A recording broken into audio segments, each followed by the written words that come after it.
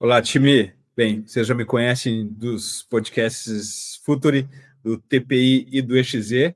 Agora a gente vai trazer aqui para o vídeo, para o YouTube, um conteúdo que por muito tempo foi uma newsletter que eu tive muita satisfação em fazer, em gerar conteúdo, em fazer a curadoria dos conteúdos que eram divulgados lá, que é a Drive. E a Drive agora a gente traz para o vídeo e eu quero começar esse primeiro episódio com um assunto que a gente compartilhou lá no Instagram da Futre, e eu sei que tem feito muito sucesso entre vocês, porque já me pediram mais informações sobre o tema, que é o vencedor da janela de transferências do meio do ano de 2025. Quem venceu essa janela de transferências? E eu compartilho aqui com vocês o conteúdo que está lá no Instagram do Futre. Aliás, passem lá no Instagram, sigam o Futre lá, que a gente tem muito conteúdo bacana. E os vencedores dessa janela de transferência foram os colombianos. Não necessariamente os clubes colombianos, não necessariamente a seleção colombiana, mas os jogadores colombianos foram os grandes vencedores dessa janela. E eu vou começar explicando isso aqui para vocês, dizendo que não é aleatoriedade e caos na janela de transferências. É isso que eu tenho falado nas aulas do nosso curso de gestão executiva com a curadoria de Ricardo Moreira, do Orlando City, e do Tricati, que é um baita professor, que eu mando um abraço aqui.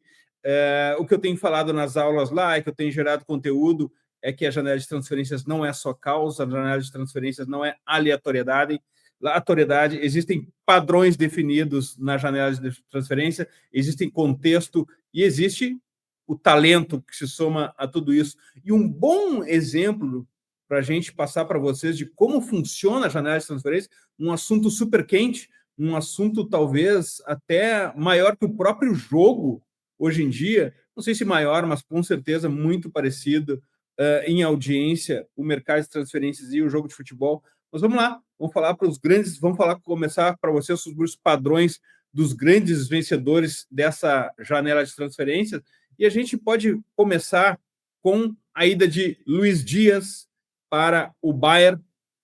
Por mais tecnologia, por mais indicadores, por mais conhecimento que se possa abastecer os tomadores de decisão dos clubes de futebol, o que orientam ainda são os padrões, as rotas comerciais e as referências. Quando o Luiz Dias chega no Porto, por mais que já tenham passado outros craques colombianos pelos times da elite, pelo topo da pirâmide do futebol, um Asprilla, Falcão, James Rodrigues, a ida de Luiz Dias para o Liverpool, de alguma maneira, também atrai os olhares dos jogadores colombianos para a elite numa nova onda de jogadores colombianos. E a sua transferência, a transferência de Luiz Dias para o Bayern por 70 milhões de euros é uma grande referência. Então, esse ponto, essa primeira transferência de Luiz Dias é uma validação do mercado e uma das grandes transferências dessa janela de transferências. Vamos adiante. Richard Rios, a ida de Richard Rios do Palmeiras para o Benfica tem um ponto super importante para nós brasileiros, que é o aspecto da validação do Palmeiras como um vetor de valorização exponencial de atletas. Isso não é aleatoriedade, isso foi construído pelo Palmeiras, a sua reputação de venda foi construída. Toda vez que a gente fala em valuation, valor de atleta, a gente tem um componente muito importante, que é a camiseta que ele veste. O mesmo atleta pode valer mais ou menos, dependendo da camiseta que ele veste, e o Palmeiras construiu esse vetor de valorização e essa reputação de venda, e hoje conseguiu aumentar o valor desses atletas que vestem a sua camiseta. E aí, quando a gente junta a reputação de venda do Palmeiras com o talento do jogador colombiano, isso explode o mercado. Richard Rios foi uma das grandes vendas do mercado de meio de ano e uma validação do Palmeiras e da onda colombiana. Esse conteúdo está inteiro lá no Instagram da Futre para vocês acessarem e pegarem os detalhes que a gente traz sobre o mercado de transferências. Não é caos, não é aleatoriedade, tudo é uma construção. Quando vocês começarem a observar os padrões que a gente vai aos poucos trazendo aqui na Drive para vocês, vocês vão começar a entender isso melhor. Aliás, inscreva-se no canal aqui da Futre, nós já somos 150 mil e a gente precisa também que vocês ativem o sininho e compartilhem nos seus grupos para espalhar a palavra da abordagem séria sobre o jogo, sobre a nova indústria do futebol que está sendo construída. Então, esse ponto é super importante. Richard Rios é a onda colombiana na Europa, mas também é a grande reputação de venda do Palmeiras, e quando isso se conecta, é um match perfeito. Vamos para mais um, Luis Suárez. Luis Suárez, o colombiano, não o uruguaio. O Luis Suárez é o substituto de Víctor Gyökeres, que sai para o Arsenal por 70 milhões de euros, 76 milhões de euros, mas o importante é que o substituto é um colombiano e Luis Suárez é a segunda contratação mais cara do Sporting. O colombiano Luis Suárez é a segunda contratação mais cara da história do clube, chega por 22 milhões de euros. Olha como essa onda colombiana ela chega também com um valor agregado. Por isso que eu digo que os vencedores dessa janela de transferências foram os colombianos. A ida de Luis Suárez para o Sporting é a referência, é a validação desse momento dos jogadores colombianos e como eles ainda